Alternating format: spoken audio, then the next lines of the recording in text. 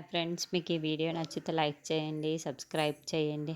అమర్ ఎంతోమంది సోల్డర్స్ వచ్చారు అంటే థ్రెడ్ చాలా బాగా ఉన్నట్లు ఉంది అని మనోహరి అంటుంది. ఏవండి, మీరు మా గురించి ఆలోచించకండి, మేమంతా చాలా జాగ్రత్తగా ఉంటాము. ఎంతమంది ప్రాణాలు తీసేసి అసలు రేపంటేనే బ్రతకాలంటే భయపడి వాళ్ళకి ప్రేమని దూరం చేసి అయినా వాళ్ళకి దూరం చేసిన వాళ్ళని పట్టుకోవడానికి మీరు ప్రయత్నించండి. ఎంతోమంది జీవితాలతో ఆడుకున్న వాళ్ళని అసలు ప్రాణాలతో ఉండకూడదు, కాబట్టి మీ ఫోకస్ అంతా కూడా వాళ్ళపైనే పెట్టండి అని భాగ్య చెప్తుంది.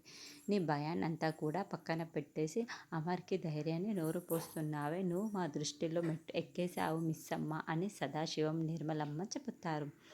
ఇంతకుముందు అమర్ ధైర్యం 6, ఇప్పుడు ఆ స్థానంలో నువ్వు ఉన్నావు మిస్సమ్మ అని నిర్మలమ్మ అనడంతో, అబ్బా ఆ వచ్చేవాడు ఎవరో కానీ ఆ ముసలివాడిని చంపేస్తే పీడ పోతుంది. దాంతో పోల్చి వీళ్ళిద్దరిని దగ్గర చేయాలని చూస్తున్నారు.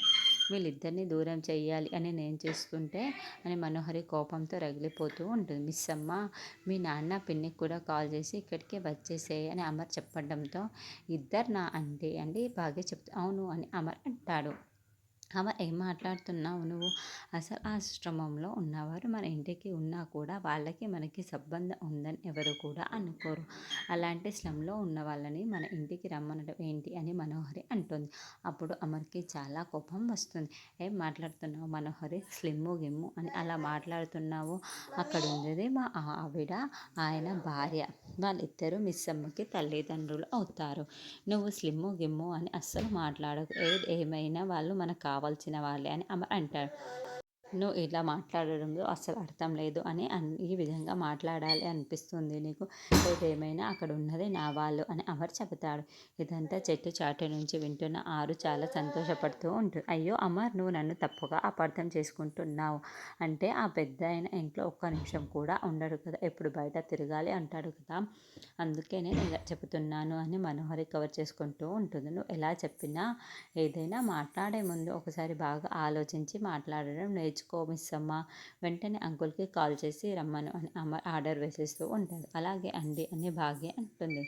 అందరూ లోపలికి వెళ్తారు. గుప్తా గారు నాకెందుకో చాలా భయంగా ఉందండి. ఈ ఒక్కసారికి నా మాట విని బయటకు రమ్మేయండి. ఏం జరుగుతుందో నేను వాళ్ళు చూసి కాపాడుతాను అని ఆరు వేడుకుంటూ ఉంటుంది. చూడు బాలిక, నువ్వు ఎంత అడిగినను అది ఇవ్వడం కుదరదు. ఏది ఎలా జరిగి పెట్టాలి ఉందో అదే జరుగుతుంది. కాబట్టి నువ్వు ఏమీ మాట్లాడకు అని గుప్తా గారు కోప్పడుతూ ఉంటారు. అసలు మిస్సమ్మతో మాట్లాడితే తెలిసిపోతుంది కదా అని ఆరు అనుకుంటూ ఉంటుంది.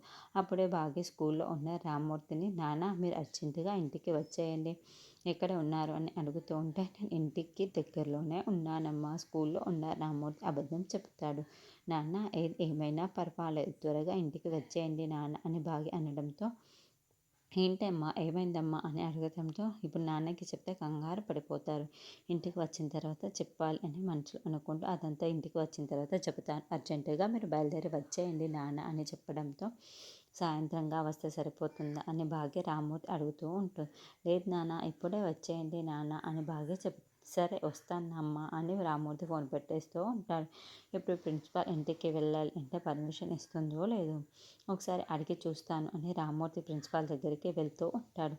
అప్పుడే ఆరు భాగ్య దగ్గరికి వచ్చి మిస్సమ్మ అని పిలవగానే ఆలోచనలో ఉన్న భాగ్య ఒక్కసారి ఉలిక్కిపడి, అక్క మీరేంటి అని ప్రశ్నిస్తూ ఉంటుంది. అదేంటి, బయట అంతా మిలిటరీ వాళ్ళు అలా కాపలగా ఉన్నారు, నన్ను కూడా లోపలికి రానివ్వలేరు, నేను నీతులు చెప్పి ఏదో చెప్పి వచ్చాను అని మిస్సమ్మ అడుగుతూ ఉంటే, ఆయన సిన్సియారిటీ గురించి మీకు తెలిసిందే కదా, ఆయన సిన్సియారిటీని ఆయనకు శాపంలా మారిపోయింది, అందుకే ఇలా అని భాగ్య చెబుతుంది. ఏంటక్క ఇలా వచ్చావు అని అంటే, అబ్బే ఏమీ లేదు, ఏంటి ఇలా అందరు ఉన్నారు అని తెలుసుకోవటానికి వచ్చాను, సరే వస్తాను మిస్సమ్మ అని ఆరు వెళ్తుంది. రామ్మూర్తి ప్రిన్సిపాల్ దగ్గరికి వెళ్ళి, మేడం ఈ ఒక్కసారికి వచ్చి నాకు పర్మిషన్ ఇవ్వండి మేడం, నేను అర్జెంటుగా ఇంటికి వెళ్ళాలి, ఇలా ఎప్పుడు పర్మిషన్ అడగను అని రామ్మూర్తి అడుగుతూ ఉంటే, ఇలా ఎప్పుడు పర్మిషన్ అడగను మేడం అని రామ్మూర్తి అడుగుతూ ఉంటే, వెళ్ళండి అయితే ఇంకెప్పుడు కానీ ఉద్యోగంలో నుంచి పీకి పాడేస్తాను, బయటనే కూర్చొని ఉండండి అని ప్రిన్సిపాల్ చెబుతుంది.